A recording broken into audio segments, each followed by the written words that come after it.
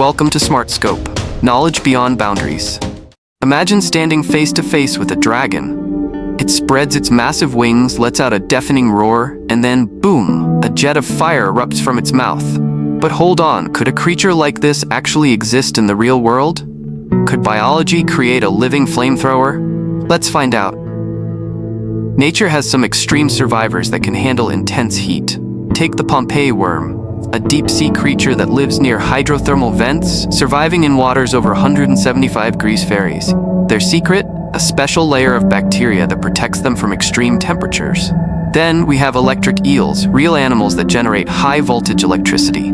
If nature can create creatures with insane heat resistance and biological electricity, could it also make a fire-breathing dragon? Fire needs three things: fuel, oxygen, and heat. Dragons would need an internal system to store and ignite fuel. But is that even possible? Some scientists suggest that dragons, if they existed, could have special bacteria in their stomachs that produce methane gas, similar to how cows produce methane. This gas could be stored in a special organ and released through the mouth. But methane alone isn't enough. We need an ignition source, and here's where things get crazy. Option 1. Electrical spark. Some fish, like electric eels, generate high-voltage electricity. What if dragons had special spark-producing cells in their mouths to ignite the gas? Option 2. Pyrophoric metals.